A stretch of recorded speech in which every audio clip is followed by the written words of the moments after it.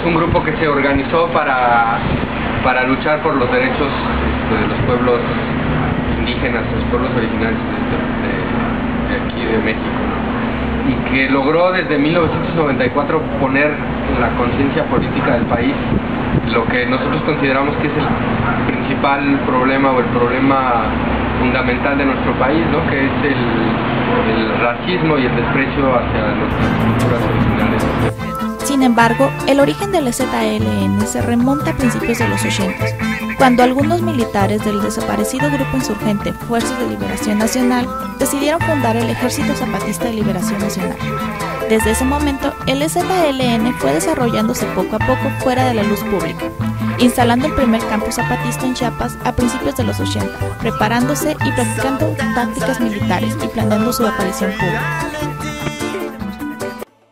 En el 1 de enero de 94 pues surge, ¿no? a la visión pública, ¿no? mundial, este ejército que toma 8 cabeceras municipales en el estado de Chiapas, el 1 de enero del 94, como fruto de estos 10 años, ¿no? de preparación. Como te dije, ya eran miles de integrantes del ejército los que toman San Cristóbal. Al salir a la luz pública el 1 de enero de 1994, el EZLN emitió una declaración de la Selva Lacandona, en la cual declaraban guerra en contra del gobierno que se encontraba en el poder en ese momento y advirtieron que lucharían por tener una justicia a favor de todos. Les toma 10 años estar en contacto, conocer a las comunidades, estar en contacto, aprender de ellas, y este ejército de 3 o 4 a los 10 años pues ya suman niños. Es un trabajo que hicieron en silencio, en secreto, ante la sorpresa de los turistas, ¿no? y de los propios, de la propia gente de San Cristóbal. De pronto tienen un ejército indígena, la mayor parte armado con machetes y rifles muy rudimentarios. Eran pocas las armas, ¿no? Porque es gente pobre. Entonces nos damos cuenta, pues, el 1 de enero del 94, de que había un ejército zapatista organizado, que toma varias cabeceras municipales del estado de Chiapas, y pues no se hizo esperar, ¿no? la reacción del gobierno federal. Fueron días de bombardeos. El EZLN estaba pidiendo ser escuchado por el gobierno y que a ellos se les uniera la sociedad entera en la lucha por un México mejor. Por ello, decidieron levantar las armas en contra del gobierno, pero en busca de evitar un enfrentamiento armado entre el gobierno y el EZLN, la sociedad civil se manifestó en contra y pidió un encuentro entre ambos lados para dialogar.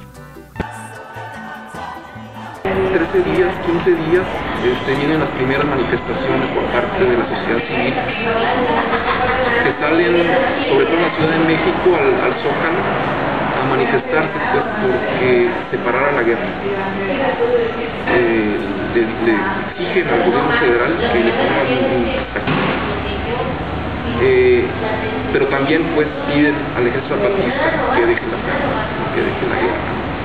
Su lucha, a la que se puede dar un seguimiento de la mano de sus 6 declaraciones políticas, se puede expresar con 3 planteamientos mínimos que van de lo local a lo global. Primero, la defensa de derechos colectivos e individuales negados históricamente a los pueblos indígenas mexicanos. Segundo, la construcción de un nuevo modelo de nación que incluya a la democracia, a la libertad y a la justicia como principios fundamentales de una nueva forma de hacer política. Tercero, el tejido de una red de resistencias y rebeldías altermundistas en nombre de la humanidad y en contra del neoliberalismo. Bueno, la sociedad civil sigue exigiendo paz, un proceso pacífico, y para entonces ya se estaban organizando, exigiendo al gobierno federal, bueno, y al EZ que se sentaran a dialogar. Toda esta fase de diálogos llegan hasta 1996, principios del 97 tal vez, ya con base en una agenda, ¿no? que habían formulado el EZ y el gobierno federal, en donde lo primero que se se trabajó fueron los derechos indígenas, cómo se iban a incorporar esos derechos indígenas a las leyes de este país.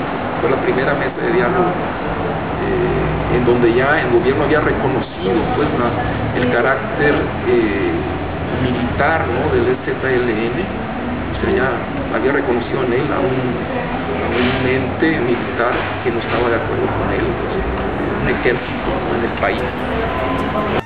Al no llegar a un entendimiento con el gobierno, en 1995 se convoca a la creación de una Convención Nacional Democrática, con el fin de que los grupos y fuerzas políticas organizadas y personalidad se agruparan y tuvieran una Convención Nacional Democrática, en donde pudieran dialogar, ponerse de acuerdo y que el pueblo tuviera la oportunidad de expresar sus demandas.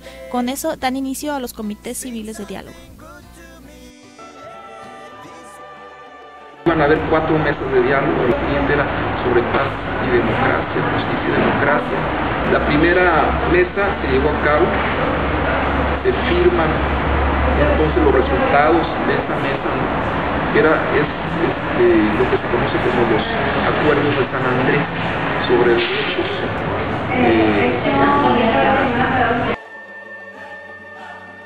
La lucha zapatista en esta etapa que pasó a la luz pública desde 1994 a la fecha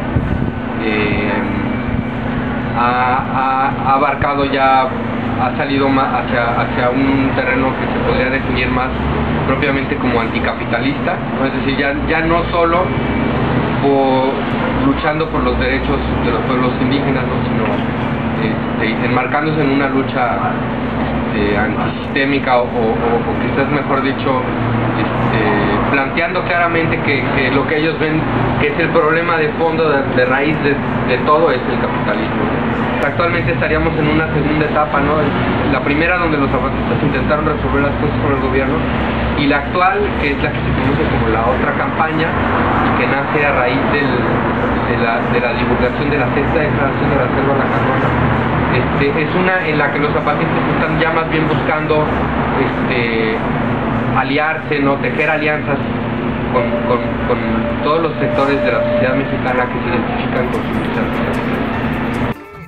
En la actualidad, los comités de diálogo que se encuentran en Ensenada buscan el poder brindar un espacio de expresión a la comunidad, para que todos puedan ser escuchados y no exista la censura que los diversos medios de comunicación han mostrado en los últimos años hacia el movimiento del EZLN.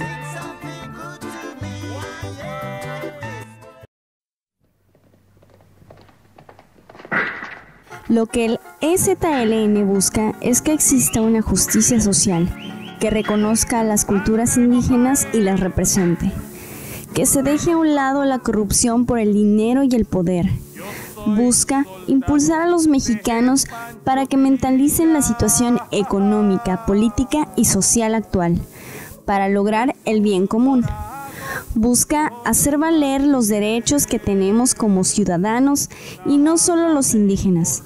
Básicamente, cambiar la situación en la que estamos viviendo, en base de una ideología diferente y revolucionaria, a partir del ser pensante que sabe exigir sus derechos y pelear por el bien de su patria. División del norte, solo unos cuantos quedamos ya, subiendo sierras, cruzando montes.